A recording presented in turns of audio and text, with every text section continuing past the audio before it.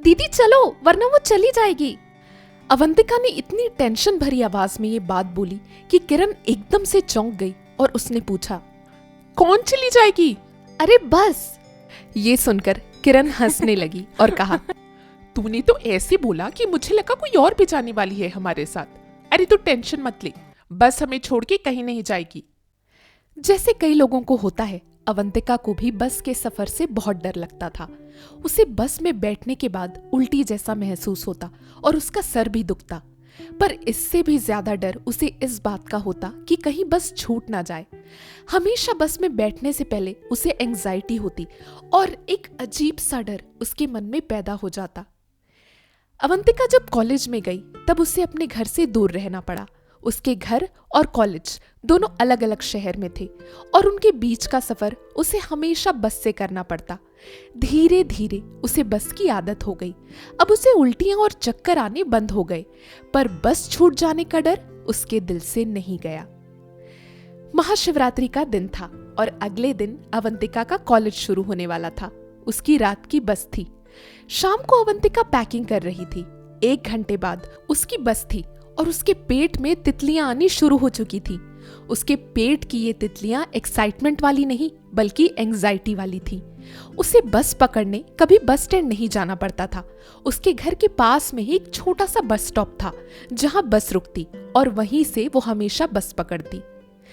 आधे घंटे पहले अवंतिका अपना सामान लेकर तैयार हो गई और अपने भाई से कहा, चल जल्दी टाइम हो गया है। उसकी माँ ने अंदर से आवाज लगाई, अरे रुक जा जरा, आधा घंटा बचा है अभी, 5 मिनट भी नहीं लगते बस स्टॉप पहुंचने में। अरे मम्मी बस चली गई तो। अरे कहीं नहीं जाएगी तेरी बस तुझे छोड़ के। उसके भाई ने उसे चिढ़ाते हुए कहा। कुछ देर बाद अवंतिका और उसकी माँ चलते हुए बस स्टॉप तक पहुंचे। अवंतिका का भाई सामान लेकर स्कूटी में वहां तक आया और वो लोग बस का इंतजार करने लगे। वहां उनके अलावा और कोई पैसेंजर्स नहीं थे। क्योंकि ये एक छोटा सा टाउन था और रात का समय था, तो अवंतिका की माँ घर के सादे कपड़ों में ही आई थी और उन्होंने अपने बाल भी नहीं बनाए थे। वो वहां बनी सीट्स पर बैठी हुई थी और उन्होंने अवंतिका को भी बैठने का कहा था, पर अवंतिका अपने कंधे पर बैग टांगे वहां खड़ी हुई थी। उसके चेहरे पर बेचैनी साफ दिखाई दे रही थी और उसकी नजरें सड़क पर टिकी हुई थी। कुछ देर में उसे बस आती दिखाई दी। उसने अपनी माँ और भाई को बताया। रोड बिल्कुल खाली थी, तो बस तेजी से चलकर उनके पास आने लगी। अवंतिका का भाई उसका बैग उठाने लगा। उसकी माँ उसके पास आकर खड़ी हो गई। उनके पास पहुंचते ही बस की स्पीड थोड़ी कम हुई। अवंतिका अपनी जगह पर खड़ी होकर बस के रुकने का इंतजार करने लगी। देखते ही देखते वो बस बिना रुके तेज हुई और फिर आगे बढ़ गई। अवंतिका, उसका भाई और उसकी माँ स्तब्ध होकर एक दूसरे को देखने लगे। उन्हें समझ ही नहीं आया कि क्या हुआ। अगले ही पल अवंतिका को एहसास हुआ कि इतने सालों का उसका डर अब सच हो चुका है। उसने जोर से चीखा, मम्मी बस छूट गई। उसकी माँ ने तुरंत अपने बेटे को आवाज लगाई, सोनू जा जल्दी बस के पीछे।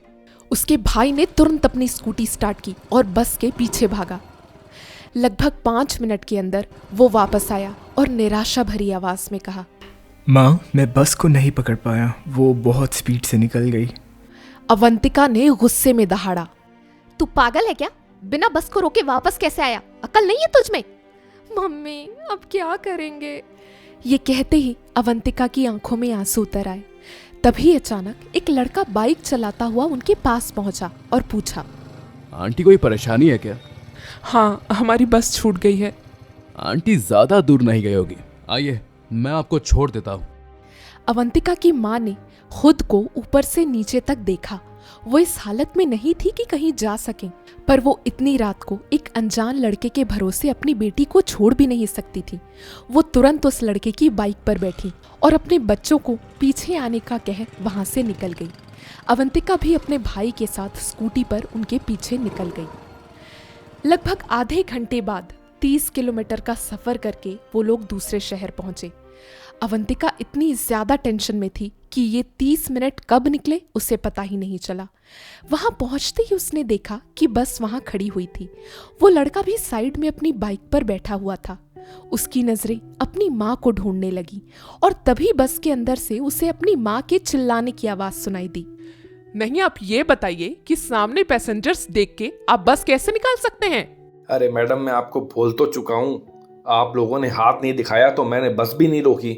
मुझे लगा आप लोगों को इस बस में नहीं जाना है, आपकी पीछे वाली बस में बुकिंग होगी। अवंतिका समझ गई कि उसकी माँ ड्राइवर से लड़ाई कर रही है। वो और उसका भाई सामान लेकर बस में चढ़े। उसकी माँ ने फिर तेज आवाज में कहा, अरे मेरी बच्ची की बुकिंग है इस बस में, रात का सफर है, आप लोगों को कुछ तो सोचना चाहिए। अरे मैडम, अब मैं आपको कैसे समझाऊं? अच्छा, आप बस से उतरिए, आप हमको बस निकालनी है, बहुत देर हो रही है। अवंतिका की माँ बड़बड़ाती हुई बस से उतर गई और अवंतिका अपनी सीट पर जाकर बैठ गई। उसने खिड़की से अपने घर वालों को बाय कहा और फिर उसकी नजर उस लड़के पर गई जिसकी वजह से आज वो इस बस में बैठी हुई थी। वो लड़का अब भी अपनी बाइक पर बैठा था और उसके चेहरे पर एक बहुत ही प्यारी सी, या कहा जाए एक दैवीय मुस्कान थी। अवंतिका ने आज तक इतनी मनमोहक मुस्कान पहले कभी नहीं देखी थी।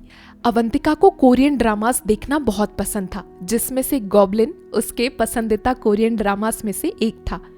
उसे उसका एक डायलॉग याद आया कि हमने कभी भगवान को देखा नहीं, पर जब कोई इंसान मुसीबत में आपके काम आए तो समझो वही भगवान है। उसने सर झुकाकर उस लड़के को थैंक यू कहा और फिर सोचा कि आज महाशिवरात्रि के दिन भगवान शिव ने अपना चमत्कार दिखा ही दिया। तो दोस्तों, क्या आपको भी बस के सफ़र से डर लगता है? अपने अपने जवाब कमेंट बॉक्स में लिखकर ज़रूर बताइएगा। आपको ये कहानी कैसी लगी ये भी कमेंट बॉक्स में लिखकर ज़रूर बताइएगा। अगर कहानी अच्छी लगी तो वीडियो को लाइक करें, शेयर करें और आगे ऐसी ही कहानियाँ पाने के लिए हमारे चैनल को सब्सक्राइब करें और बेल आइकन क्लिक करें। आप सभी को महाशिवरात्रि की बहुत बहुत शुभकामनाएं।